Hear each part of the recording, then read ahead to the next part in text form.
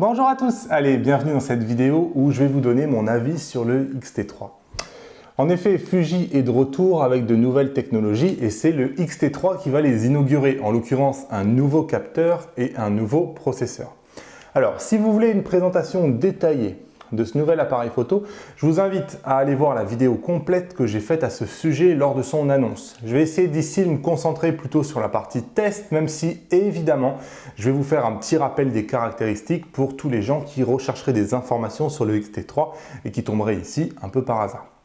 Alors, en préambule, sachez que la vidéo que vous regardez a été tournée sur un X-T3. En l'occurrence, je suis en train de tourner la vidéo en 4K, 60 fps, en H265, long GOP et je suis au niveau du bitrate à 200 Mbps. Je vais mettre une partie probablement parce que c'est trop grand source de ce fichier là téléchargeable avec un lien juste en bas de cette vidéo. Donc allez voir pour voir un peu la qualité. En plus je sais pas trop comment au moment où je tourne la vidéo incruster le retour vidéo qui va vous montrer comment marcher la détection du visage puisque je tourne cette vidéo donc avec le X-T3. Je lui ai mis un des pires objectifs au niveau autofocus qui est le XF 23 mm 1.4 pour tourner cette vidéo. Je tourne avec l'ouverture 1.4 et je tourne en autofocus multizone avec donc il gère tout en automatique avec la détection des visages et des yeux, priorité aux yeux.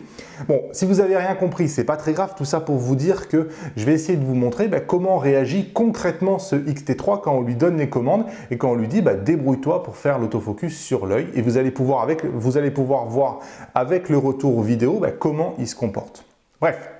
Alors, je préfère préciser ici qu'il s'agit d'un test du X-T3. Alors certes, je vais de temps en temps mentionner ses copains, le X-T2, le XH1 ou encore le A7 III de Sony pour pouvoir servir de référence. Mais enfin, on n'est quand même pas ici dans une vidéo comparative et je vais essayer de me concentrer plutôt au X-T3 plutôt que vous parler en comparaison des autres sujets que j'évoquerai probablement dans d'autres vidéos. Alors, j'ai pu éprouver ce X-T3, donc d'abord grâce à mes enfants qui bougent tout le temps, parce qu'avant tout, j'aime beaucoup faire de la photo d'enfants, comme tout le monde.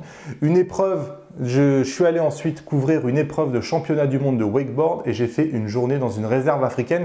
Sincèrement, je pense avoir largement eu de quoi faire pour éprouver son autofocus et pouvoir vous donner un avis éclairé.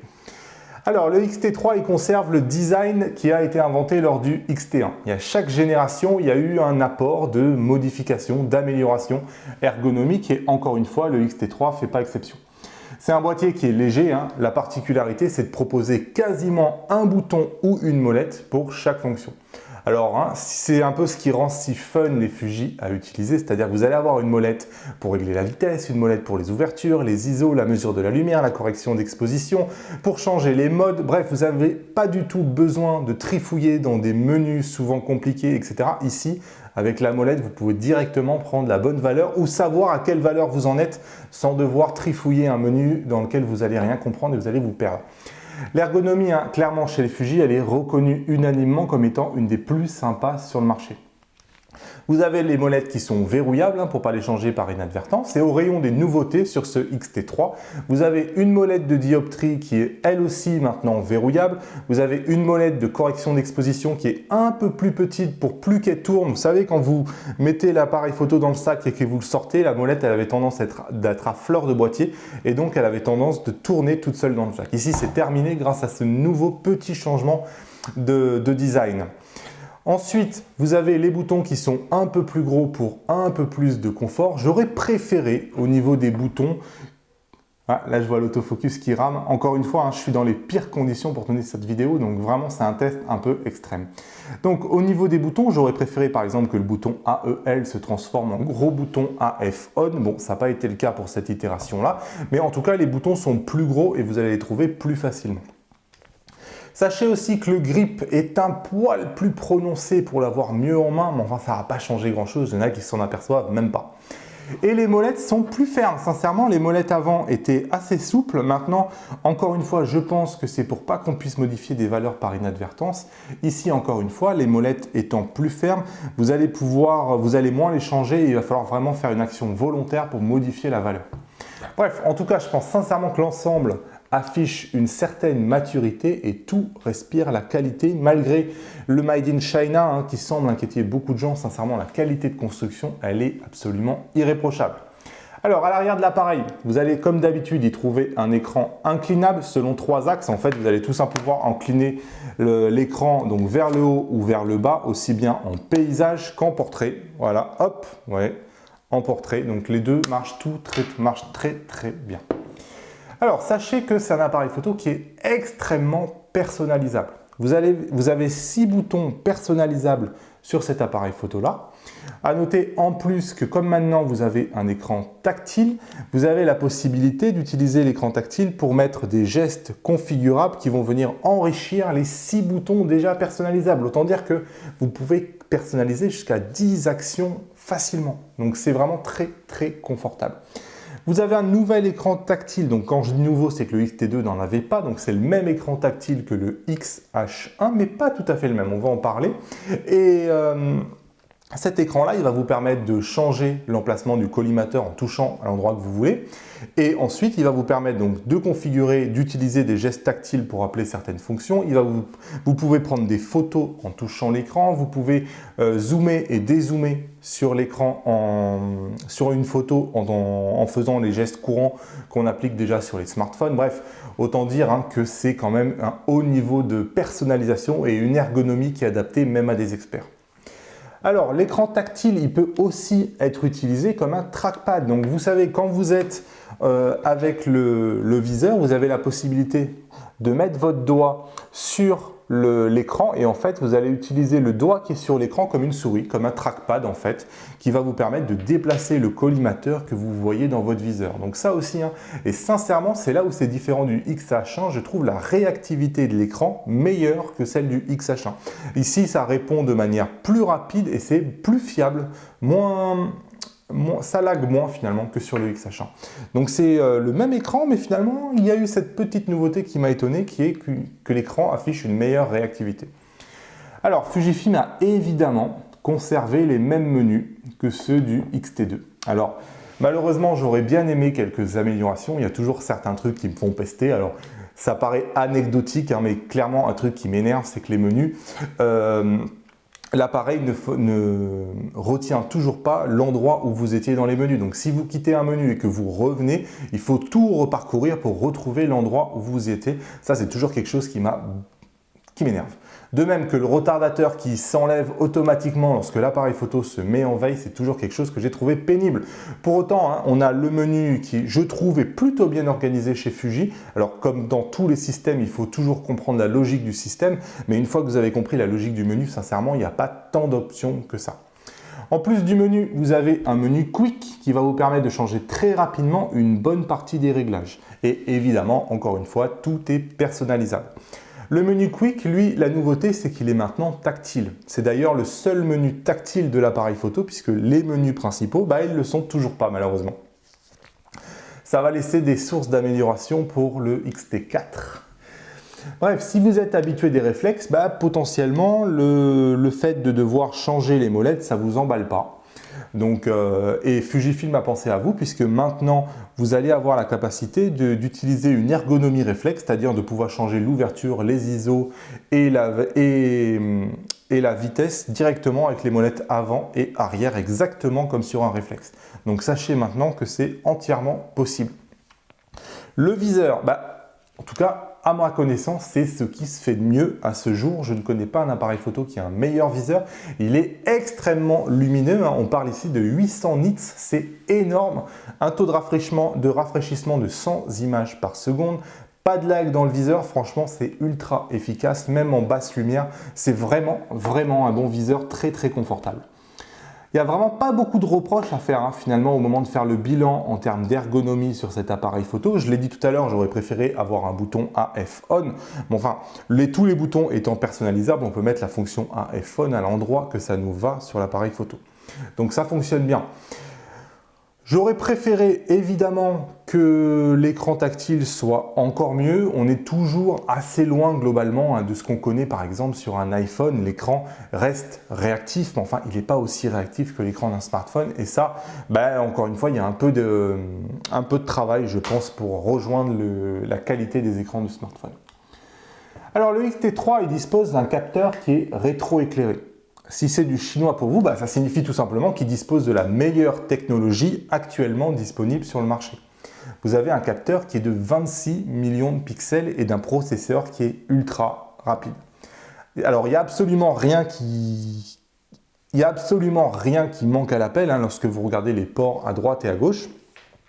Vous avez, pour récapitulatif, 2 ports de carte SD, les 2 ports sont en UHS 2, vous avez une prise micro, vous avez une prise casque, il est rechargeable maintenant par USB-C, ce qui est un port ultra standard qui va devenir de plus en plus commun. Vous pouvez recharger les batteries directement en branchant sur ce port-là et vous avez un port télécommande. Donc que vous fassiez de la photo ou de la vidéo, vous avez absolument tous les ports dont vous avez besoin. Et contrairement au XT2, vous n'aurez jamais besoin d'un grip pour améliorer les performances ou débloquer certaines options.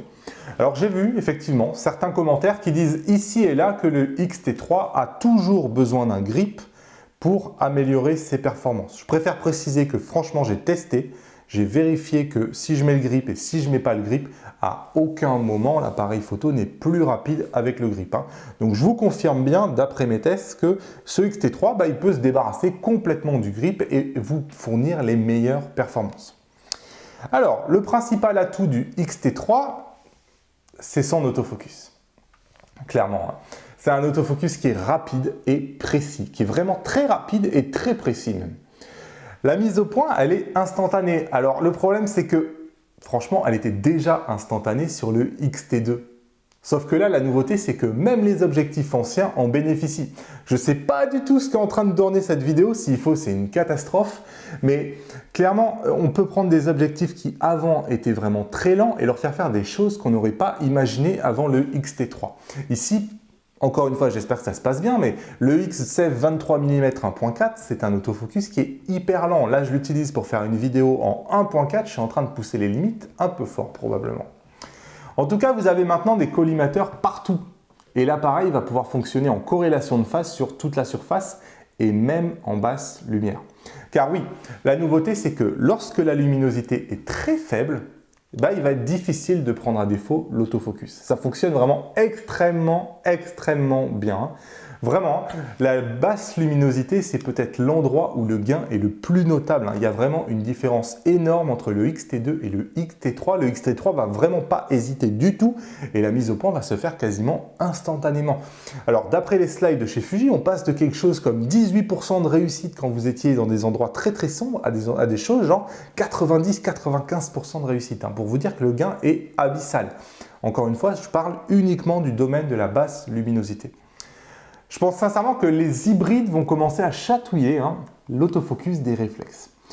Un domaine dans lequel le XT3 est meilleur et notablement meilleur que le XT2, c'est la précision de l'autofocus pour les ultra et grand angle. Ultra grand angle et grand angle. Vous savez, avant son prédécesseur, il avait tendance parfois à être imprécis en grand angle ou en ultra grand angle.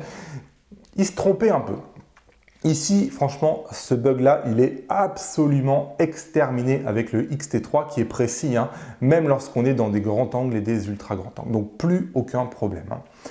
De même, sur les optiques, je vous l'ai dit, dont l'autofocus n'est pas très rapide, là aussi, le gain autofocus, il est vraiment perceptible. On sent vraiment la différence. Je me suis autorisé à faire des photos d'action, je vous les ai montrées avec le 56 mm 1.2 et remarquez que le taux de déchet, il est vraiment raisonnable. Alors, je ne suis pas du tout en train de dire que ces objectifs-là deviennent aussi bons que les objectifs à moteur rapide que sont par exemple la gamme des F2 chez Fuji. Mais enfin, je suis en train de dire que le taux de réussite et le taux de déchet, franchement, ils deviennent suffisamment raisonnables pour qu'on se permette de les utiliser dans des situations où ça va bouger un peu et dans des situations de basse luminosité. Donc ça vient quand même vraiment changer la donne puisque ça offre de nouvelles possibilités pour ces optiques-là que personnellement, j'évitais vraiment d'utiliser parce que je trouvais que le taux de déchet autofocus était trop important. Alors on va maintenant parler des capacités de suivi. Clairement, les capacités de suivi sont un peu meilleures que celles de son prédécesseur. Mais ce n'est pas non plus le jour et la nuit. Si vous attendiez à un électrochoc au niveau de l'algorithme de suivi, vous allez être un peu déçu. Parce que finalement, la vraie différence, elle va se faire grâce à l'autofocus à corrélation de phase qui est présente sur toute la surface du capteur. En fait, ce qui se passait avant, c'est que dès que le collimateur de suivi s'écartait des 60% qui étaient couverts au centre, Avant, on avait tout de suite un autofocus qui se dégradait et il allait ralentir considérablement, il allait perdre la mise au point. Maintenant, en ayant cet autofocus rapide partout, vous n'avez plus de ralentissement, vous n'avez plus de perte et l'autofocus va mieux suivre. Mais malgré tout, même si je l'ai trouvé un peu plus précis, je pense quand même que c'est un domaine où il y a une bonne marge de progression et la progression me semble encore importante de la part de Fuji. Il faut encore travailler sur ce domaine-là. Donc en résumé, au niveau du suivi autofocus, il y a un léger mieux, mais ce n'est pas non plus le jour et la nuit. On va maintenant parler de la détection des visages et des yeux. Alors pour moi, c'est une fonction gadget. Mais pour certains, c'est une fonction qui est vraiment très importante parce qu'elle va leur permettre, par exemple, de capturer des modèles en mouvement. Bon, soit. Le X-T2, il n'était pas loin d'être catastrophique à ce niveau. Le X-T3, on va dire qu'il obtient un peu plus que la moyenne. Ça fonctionne si vous n'allez pas trop vite, mais dès que vous allez un peu vite, vous avez un système qui parfois est un peu perdu. En fait, franchement, j'ai eu du mal à me faire un avis sur cette fonction. Finalement, je crois que le bon terme qui convient, c'est inconstant. C'est-à-dire que parfois, il va être brillant. D'ailleurs, on a vu plein de vidéos qui vous montrent un autofocus qui fonctionne bien à droite à gauche. Donc, c'est des vidéos qui, franchement, sont vraies finalement. Il n'y a aucun problème avec ces vidéos-là. Mais malgré tout, on a des vidéos qui montrent qu'ils ne marchent pas. Et ces vidéos-là aussi, elles sont vraies. En fait, c'est un peu déroutant, c'est-à-dire que vous avez parfois un système qui marche très bien et parfois un système qui ne marche pas trop et on ne sait pas trop pourquoi. Globalement, j'aurais tendance à dire que le système, du coup, il est inconstant. Il n'est pas toujours fiable et du coup, on va avoir du mal à lui faire confiance et à l'utiliser. Concrètement, je pense que cette fonction, elle va pouvoir être utile en photo de portrait ou en vidéo pour des vlogs. C'est suffisamment bon, je pense. Donc, photo de portrait ou vlog, je pense sincèrement que le système est suffisamment mature. Mais pour des situations qui sont plus complexes, ça ne me semble pas encore prêt. D'autant plus que, contrairement à Sony, qui va dédier un bouton à une fonction qu'ils ont appelée Eye On en parallèle avec AF On. Donc le Eye On en fait active la détection lorsqu'on va maintenir le bouton et en fait dès que vous relâchez le bouton, la détection se désactive. Ici, il va forcément falloir passer par un menu pour l'activer ou la désactiver et c'est franchement assez lent.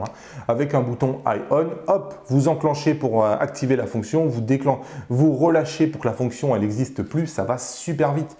Ici, sincèrement, le fait de devoir passer par un menu, comme c'est pas toujours très fiable, je ne suis pas certain qu'on va l'activer par défaut.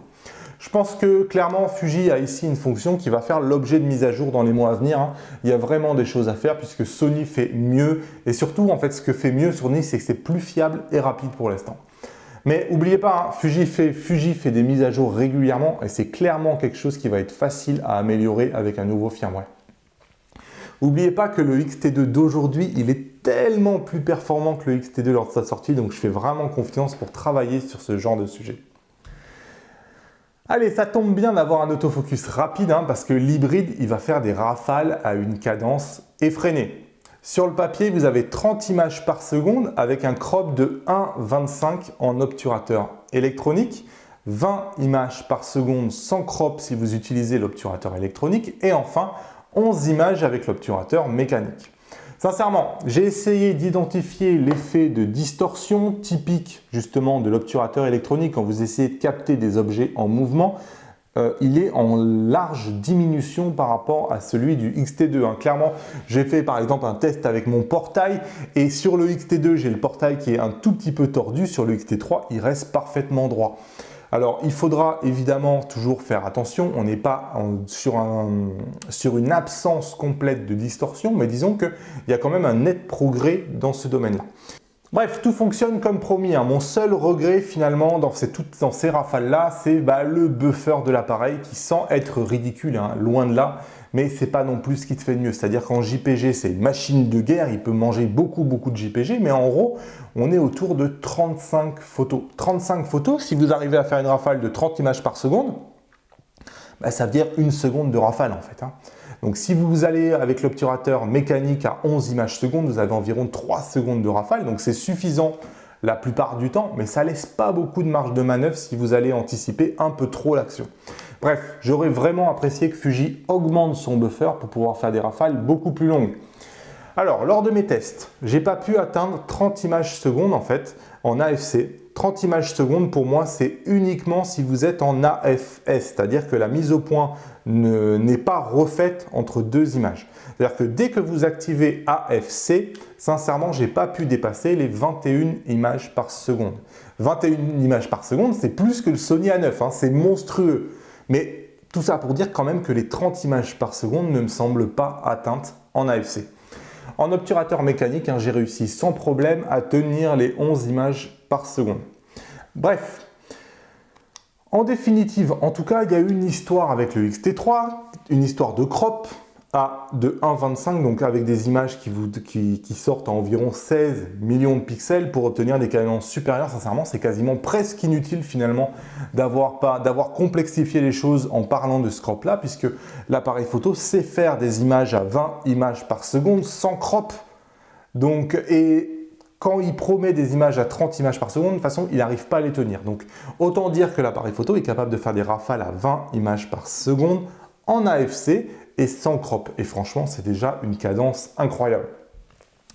De même, hein, il y a un nouveau mode viseur pour le sport, mais je n'en ai toujours pas trouvé l'utilité. Je vois vraiment pas, hein, c'est quoi l'utilité de cropper ses photos à 16 millions de pixels pour avoir un cadre dans son viseur. Sincèrement, je cherche toujours.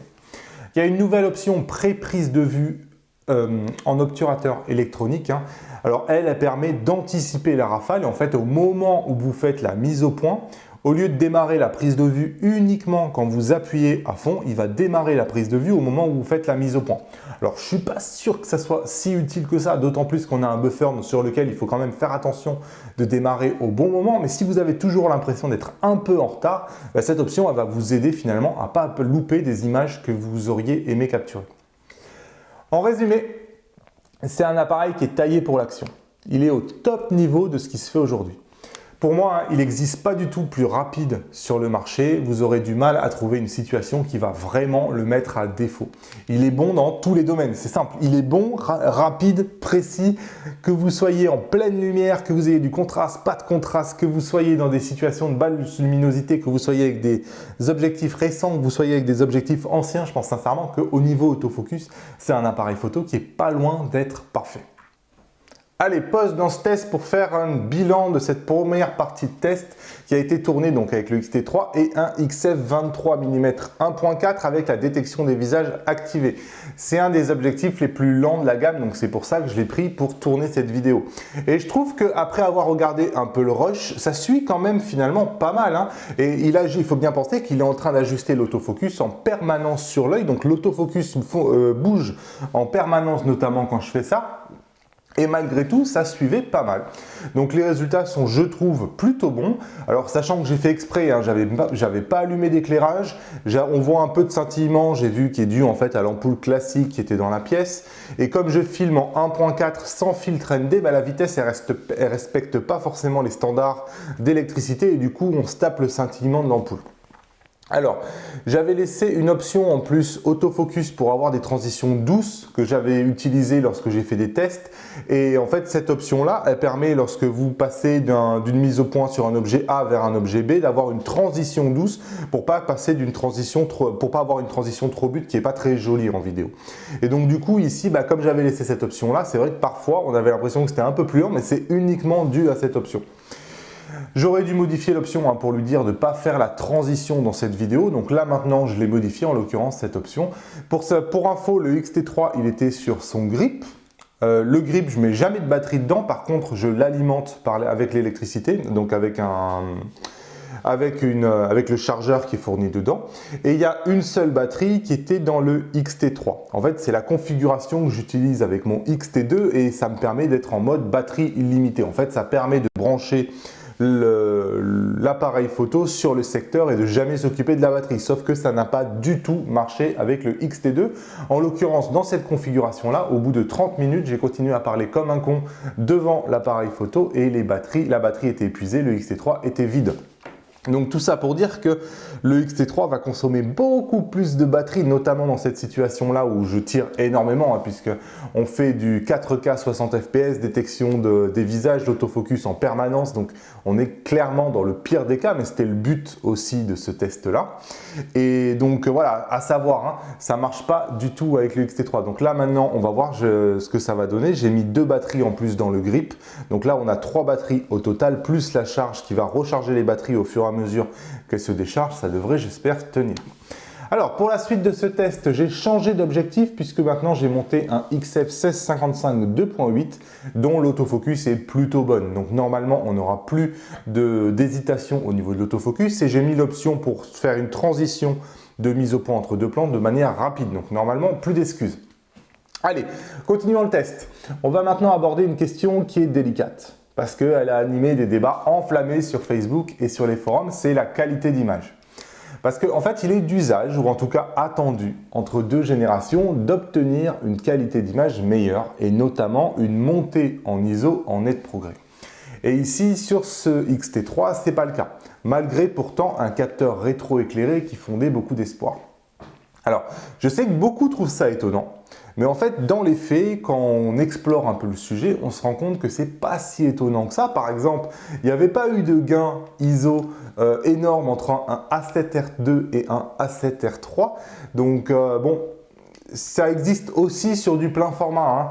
Et en fait, on est tout simplement sur des capteurs haute résolution. Et donc, sur ces capteurs haute résolution, et clairement avoir 26 millions de pixels sur un petit capteur APS-C, c'est de la haute résolution. Vous avez plus de pixels que sur la majorité des pleins formats qui sont à 24 millions de pixels. Donc, on est en haute résolution sur ce petit capteur-là. Et c'est vrai que lorsqu'on atteint ce genre de résolution, il devient difficile de gagner en montée en ISO. En bref, la qualité d'image sur le X-T3 est grosso modo identique à celle du X-T2. Il n'y a pas de gain à avoir, que ce soit en bas ISO ou que ce soit en haut ISO. C'est aujourd'hui en tout cas ce qui se fait le mieux sur le marché APS-C. Il n'y a aucun appareil photo qui fait mieux que ce X-T3. Pour avoir mieux, il faudra passer sur un capteur qui sera 2,2 fois plus grand, qui est un capteur plein format. Ça c'est dit. Mais il y a quand même des domaines où malgré tout, là, la qualité d'image est en petite progression, mais on est dans l'ordre du détail. Alors, au rang des progressions, il y a la pose longue. Lorsqu'on fait une pose longue, on a parfois des effets de marbrure qui viennent se mettre sur la photo. Ici, on a un progrès à ce niveau-là.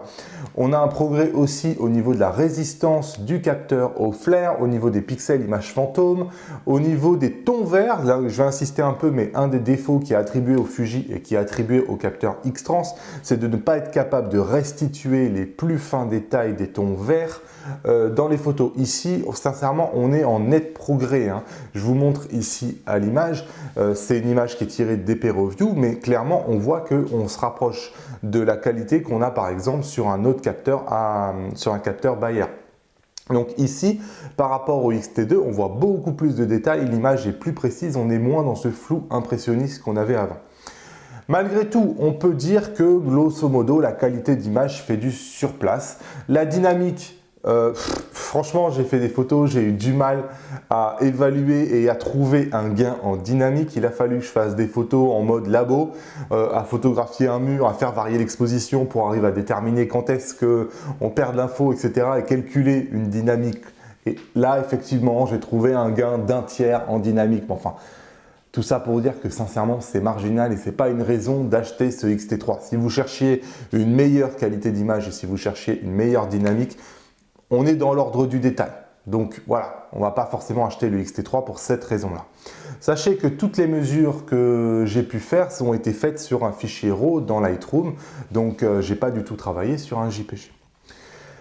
Au niveau de la qualité d'image, ce n'est pas uniquement le piqué, ce n'est pas uniquement la montée en ISO. La qualité d'image, c'est aussi la colorimétrie. Et la colorimétrie, ça a toujours été une force de Fujifilm qui faisait avant des pellicules et qui a toujours étudié la science de la couleur. Et donc évidemment, encore une fois, on a une colorimétrie au top sur cet appareil photo.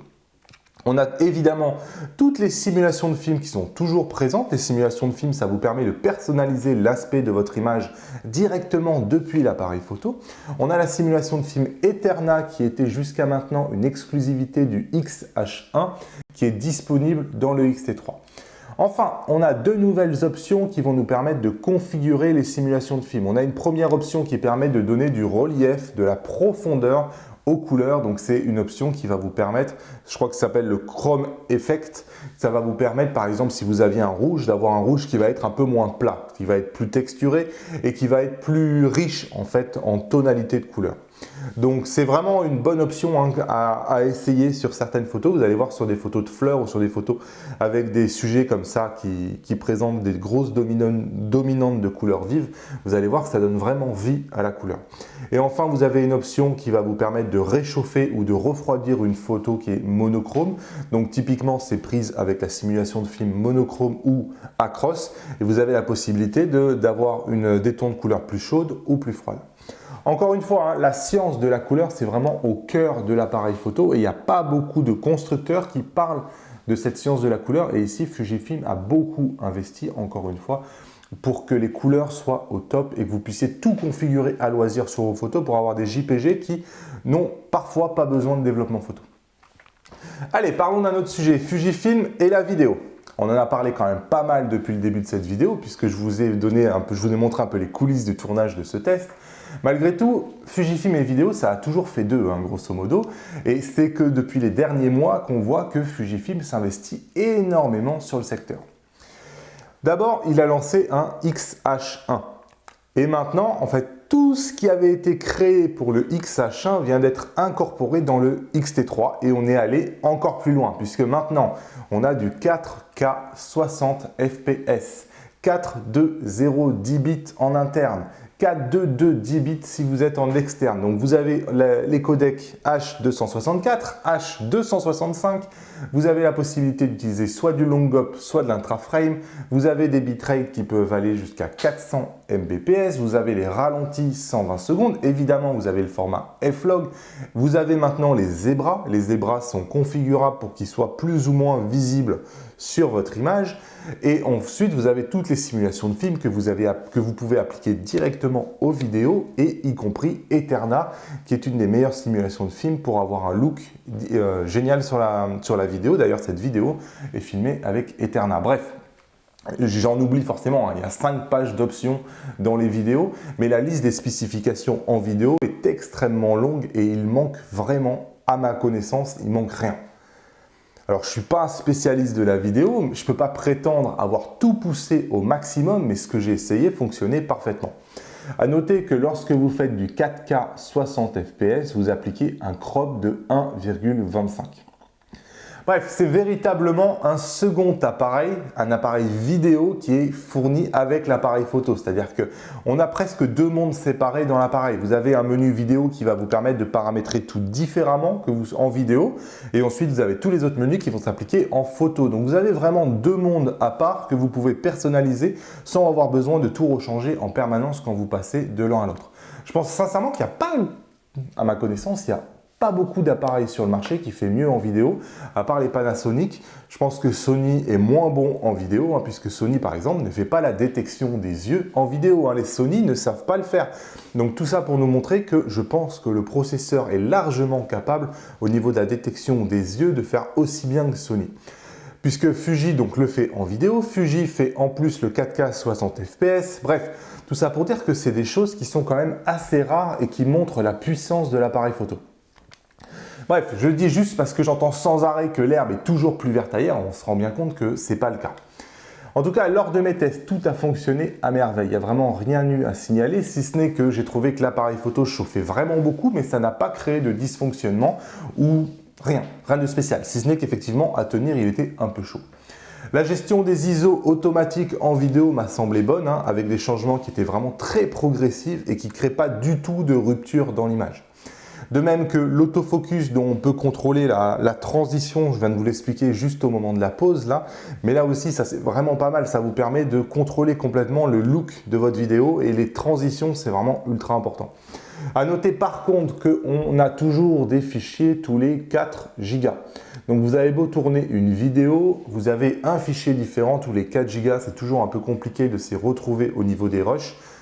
En tout cas, c'est comme ça, c'est un peu pénible, mais on s'y fait.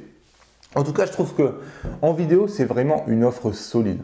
Si vous faites de la 4K 60 fps, je vous recommande par contre fortement le grip, car on vient de le voir, grosso modo, vous faites de la 4K 60 fps, vous mettez toutes les options, en 30 minutes, l'appareil photo, il est cuit. Donc le grip va permettre vraiment de pouvoir aller un peu plus loin. Voilà, je vais faire une vidéo pour vous présenter rapidement donc, tout le menu vidéo pour vous montrer un peu à quoi ça ressemble, sans aller dans les détails. Cherchez-la si vous arrivez dans quelques temps. Le X-T3, évidemment, il a aussi le Wi-Fi et le Bluetooth. Donc peu d'évolution ici, l'application sur le smartphone est toujours la même. On n'a pas de GPS incorporé dans l'appareil photo, mais par contre on a la possibilité avec l'application et en utilisant la connexion Bluetooth de demander au smartphone d'envoyer automatiquement les positions GPS qui vont être inscrites sur les photos. Ça marche plutôt bien, même si la solution est toujours pas mature et je pense que Fujifilm devrait travailler un peu sur ce système-là. Parce que c'est un système qui est toujours un peu lent, qui parfois présente des problèmes de fiabilité. Bon, à noter une nouvelle option qui est vraiment sympa, qui va vous permettre maintenant de télécharger une mise à jour et de l'installer sur l'appareil photo depuis votre smartphone en utilisant cette application-là. Donc ça, c'est vraiment une solution qui va vous permettre de vous passer complètement de l'ordinateur et automatiquement, vous avez cliqué sur mise à jour et l'appareil photo et le smartphone et l'appareil photo vont s'occuper de tout. Ça, c'est vraiment, vraiment top. Allez, un dernier mot sur la batterie, on vient d'en parler un peu en vidéo. Le X-T3 donc, utilise toujours des batteries NP-W126S. Alors, il reste compatible avec les anciennes versions de la batterie, donc qui n'était pas le modèle S justement. Mais attention, quand vous utilisez une ancienne batterie, le mode boost devient indisponible et toutes les fonctions les plus exigeantes vont disparaître des menus. Donc typiquement, vous allez perdre les rafales plus rapides que 8 fps, vous allez perdre le fait de filmer en 4K. Bref, vous avez un X-T3 qui fonctionne bien, mais entre guillemets, il est un peu en mode dégradé. Le viseur ne va pas pouvoir fonctionner avec un rafraîchissement de 100 images par seconde. Bref, tout ça pour dire que ça fonctionne, vous pouvez prendre des photos, etc. Mais enfin, quelque part, votre appareil photo, il fonctionne un peu comme un X-T2, même si je pousse un peu le trait. Mais l'autonomie m'a paru bonne, que ça soit avec une non S ou que ça soit avec une S, puisque de toute façon, avec une non S, il désactive des choses qu'il faut que l'autonomie, mécaniquement, elle est aussi bonne.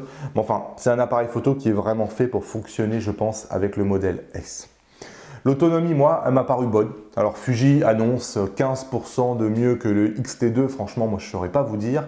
Ce que je peux vous dire, c'est que j'ai toujours trouvé ça amplement suffisant pour mon usage.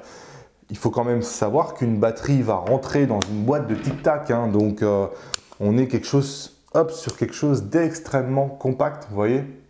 Extrêmement compact, une batterie. Et moi, je préfère porter donc ces batteries-là sur mon dos plutôt que de les avoir d'avoir le poids dans l'appareil photo. Donc ça ne me dérange pas tant que ça finalement que l'autonomie reste un peu fasse un peu du surplace avec toujours ce modèle de batterie compacte. J'ai pu faire environ 800 photos malgré tout avec une seule batterie, donc je trouve que quand même le compte y est, c'est suffisant à mon goût, même pour quelqu'un qui ferait du mariage. Bon voilà, on prend une batterie le matin, une batterie l'après-midi, une batterie pour faire la soirée et ça me semble pas si compliqué que ça de changer une batterie, ça prend mais 15 secondes quoi. Bref, en tout cas, maintenant la batterie est rechargeable par USB-C, donc c'est une prise qui est de plus en plus populaire, qui est beaucoup plus commune que l'ancienne prise USB-A qu'il y avait sur le X-T2. Voilà, pour l'autonomie, pour moi c'est un non-sujet et ça pose pas véritablement de problème, c'est pas un gros défaut. Voilà pour ce X-T3, je pense que j'ai couvert à peu près tous les domaines. Ce X-T3, c'est vraiment des super performances et c'est une offre incroyable de fonctionnalités dans un si petit appareil. Rendez-vous compte, il fait plus que quasiment tous les appareils photo sur le marché. Il est extrêmement compact. Il pèse juste un peu plus de 800 grammes en incluant la batterie. En termes de polyvalence, je crois qu'il n'existe pas beaucoup mieux sur le marché, puisqu'il est sans compromis aussi bien en photo qu'en vidéo. La plupart du temps, on a un appareil photo qui fait surtout de la vidéo et qui n'est pas très très bon en photo. Ici, franchement, c'est difficile de lui trouver des défauts. Il est très très bon en photo, puisqu'il est capable même de faire de la photo de sport avec des cadences de folie, il est capable de faire de la photo de paysage, il vous offre tous les outils possibles et imaginables. On retrouve par exemple, pour faire la mise au point manuelle, on retrouve toujours le Focus Picking qui est un des meilleurs sur le marché. Par exemple, que vous prenez le Focus Picking chez Sony, ça n'a rien à voir en qualité. Donc bon, moi je trouve qu'en photo c'est le top et en vidéo, quand on voit la liste des spécifications en vidéo, c'est le top aussi. Donc tout ça allié à une gamme d'optiques qui est quand même assez riche, je trouve que c'est plutôt une bonne offre que Fuji a là. Bref, franchement, la cadence, il faut bien se rendre compte que la cadence de 20 images par seconde, donc qui est tenue, c'est une cadence hallucinante. Jusqu'à maintenant, si vous vouliez un appareil photo qui faisait du 20 images par seconde, il fallait investir dans des appareils photo qui coûtaient 3 fois le prix d'un X-T3. Donc vraiment une super offre. Bon, juste un mot quand même avant de finir sur les mises à jour, puisque c'est une des particularités de Fuji, c'est-à-dire que vous allez vous rendre compte que Fuji va faire évoluer votre boîtier pendant une période assez longue, souvent dans les 2 ans. Et on ne parle pas seulement de petites mises à jour pour changer la police de caractère ou changer une traduction. Les mises à jour chez Fujifilm, c'est quelque chose de très important, c'est massif. Ils vont introduire en permanence de nouvelles fonctions, ils améliorent considérablement les performances. Si je me base sur le X Pro 2, c'est un appareil photo qui, par exemple, a reçu la 4K 1 an et demi après sa sortie. Donc c'est pas rien. D'habitude, il faut acheter un nouvel appareil photo pour avoir la 4K. Donc voilà, là par exemple, dernièrement, sur le X-T2, on a un meilleur autofocus et une vraie amélioration de l'autofocus, pas quelque chose de négligeable. On a le focus bracketing, donc qui va permettre de faire un bracketing de mise au point. On a la possibilité on a eu l'alerte haute lumière, il y a eu tellement de choses, il y a eu plein d'options sur la vidéo. Bref, c'est des choses qui ont vraiment amélioré l'appareil photo. Et si vous lisez les tests qui sont sortis lorsque le X-T2 est sorti et que vous avez un X-T2 maintenant entre les mains, sincèrement, ce n'est pas le même appareil photo. Donc, il faut prendre ça en compte au moment de l'achat. Donc là, vous allez acheter un X-T3 qui va être dans une version 1.0. Il va probablement terminer en version 3 ou en version 4. Et vous allez voir que tous les petits défauts que je viens de signaler ici, probablement, vont être améliorés au fil du temps. Donc, il faut quand même vraiment l'avoir en tête. C'est quelque chose qui n'est pas du tout négligeable.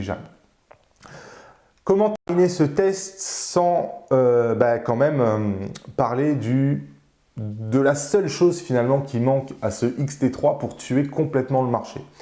C'est la stabilisation du capteur. Il faudra probablement attendre le X-H2. C'est dommage, je continue de penser que Fuji a fait une erreur en créant 2 lignes distinctes de produits. Fuji dit qu'Ibis implique des boîtiers plus gros, mais clairement, quand on regarde les boîtiers Sony, ils nous prouvent l'inverse. Reste que, en tout cas, le prix positionné à 1 499 € sans objectif, on a un X-T3 qui va coûter 800 € de moins par exemple qu'un Sony A7 III et ça laisse de la marge pour investir dans une optique haut de gamme. Donc oui, effectivement, il n'y a pas Ibis, probablement que ça aurait impliqué un prix plus élevé. On peut le déplorer ou dire que c'est une bonne chose. Je ne sais pas, j'ai jamais été un grand fan d'Ibis. On en parlera un peu plus quand je ferai les vidéos sur le X-T3 contre le X-H1 par exemple. Mais à mon sens, ce n'est pas une si grande perte que ça. Alors certes, si vous faites des vidéos, souvent que vous voulez faire des B-rolls, des choses comme ça, c'est sûr que ça va manquer. Mais moi, je vois quand même beaucoup de gens qui font des vidéos qui finalement investissent dans des gimbals. Donc des appareils qui sont là pour stabiliser l'appareil. Et plus votre appareil est léger, plus la gimbal va réussir à stabiliser correctement votre image. Donc avoir un appareil qui est léger, c'est vraiment un avantage pour pouvoir le stabiliser ensuite avec un appareil. Bref, en tout cas, il n'y a pas Ibis sur cet appareil photo-là. À mon sens, ce n'est pas une perte énorme, sachant que vous avez quand même beaucoup d'objectifs qui ont la stabilisation dans l'objectif.